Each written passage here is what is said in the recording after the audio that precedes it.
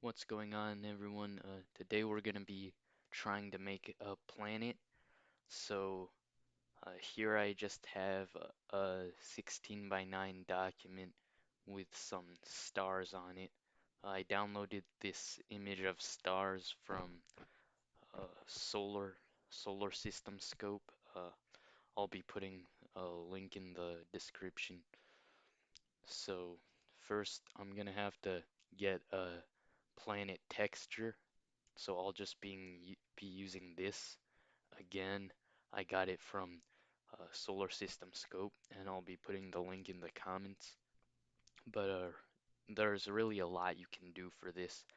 Uh, you can find like a rock texture, like an ice texture, like a metal texture. You can even make your own texture by compositing together some of these different types of textures. But anyhow, once we have this texture, just place it on the document as I have, and then just take the rectangular marquee tool, just select a square out of it. Make sure it doesn't go past the borders of the texture. And then just mask out that square, convert this to smart object. Now if we open up this smart object, uh, we're gonna have to convert this to smart object again.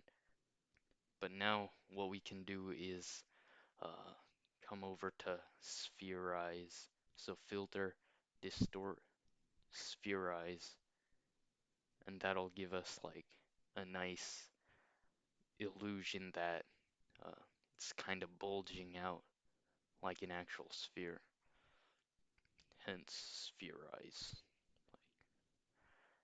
So don't be afraid to make the amount like bigger than 100. Make it look really round, something like that. Alright, so now what we can do is take the elliptical marquee tool and then go from the top right, or the top left, sorry, all the way down to the bottom right. Just select the entire document. Now, if you notice, the spherize filter isn't completely perfect, so the edges are not exactly correct, so we can just make our circular selection a bit smaller by contracting it, or actually better to transform, then maybe change the height and width to 99%. So now if we add the raster mask, it's gonna be like looks like a perfect sphere. So we can save this smart object. Now if we close this document and go back to the original, we have like a planet on some stars.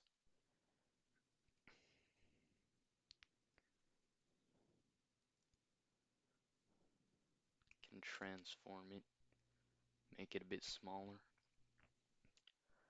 Now to make a shadow, uh, give it kind of some dimension, I'll just take the ellipse tool and then with a fill color of black and no stroke, then I'll just kind of hold shift and just go over the planet like that to make a shadow. And then I can come up to its properties and then come to the mask and then feather it just like that. So looks like a soft shadow.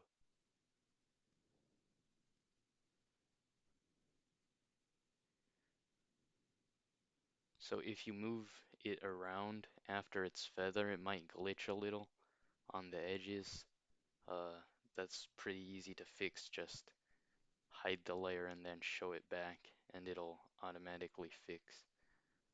Now I'll clip it to the planet layer, right clicking and pressing clipping mask, And then to make the shadow softer, I'll just decrease its fill.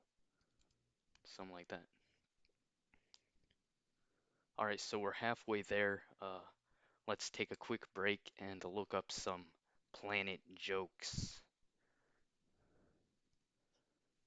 So, planet jokes. Well, I gotta say, number of results is astronomical. Alright, back to Photopea. Uh, I don't, uh, I want to have some highlights to go along with my shadow and maybe even a glow. So to do that, I'll make a new color fill layer. Uh, Maybe choose like a bluish color. And then I'll delete this raster mask and then replace it with a new one.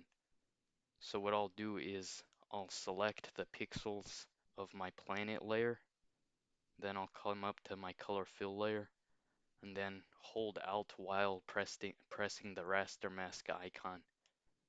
So what that'll do is kind of cut out the planet from the color fill layer. Now I'll clip this to the planet, and if you see, if I adjust the mask feather, it'll look like I'm kind of making an inner glow. So I'll set this layer's blend mode to screen to make the colors blend more naturally, and then I don't want it to show over the shadow, so I'll just move the inner glow layer under the shadow layer, just like that. Then if I want to add some more dimension to it, I can duplicate this inner glow layer and change the size of the feather just to make a more complex glow. Alright, I can also do a similar thing for the outside. Again, I'll make a color fill layer, set its blend mode to screen, then I'll select the pixels of the planet layer and remove the raster mask that came with the color fill layer. This time, instead of making a negative mask by holding Alt while clicking the raster mask icon, I'll just make a normal uh, positive raster mask, I guess, and just clicking it without holding Alt. And I can increase the feather, something like that, maybe even more. Nice. And then I can duplicate this and make the feather smaller. Something like that. You can duplicate it as many times as you want, really. But I think this looks pretty good. Now again, I don't want it to show over the shadow or where the shadow is. So what I'll do to fix that is just group these two outer glow layers, the new folder, and then I'll come over to my shadow layer, the ellipse, and then select pixels.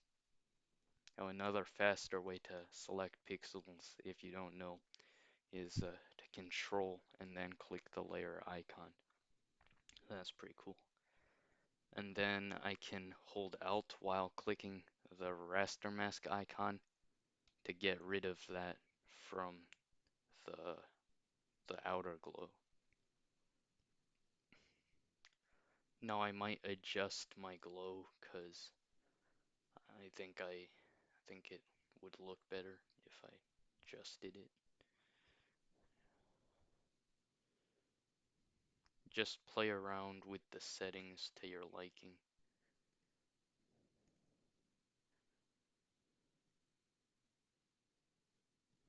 Something like that.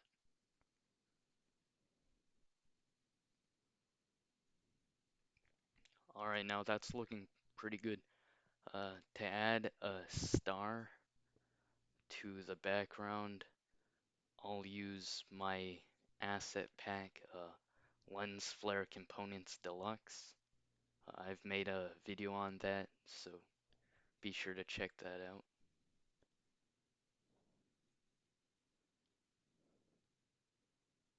So I'll just drop one of the shimmers onto my document like that. Send its blend mode to screen. Maybe put it right there.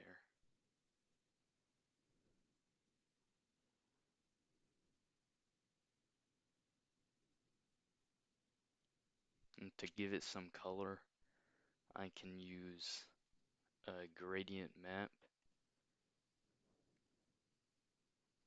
Then I'll clip it to the lens flare layer. I'll set the gradient map's blend mode to color. So this way, if I change the white and black of the gradient, all it'll do is change the highlight and shadow colors. So that's pretty cool. Something like that. Maybe have a bluer color for the shadows. I can actually sample one from here.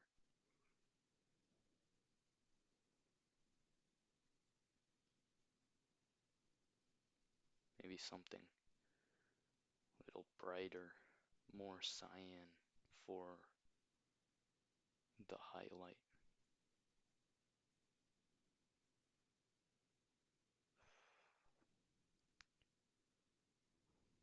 Alright, cool. I'll make this lens flare bigger, make it pop more.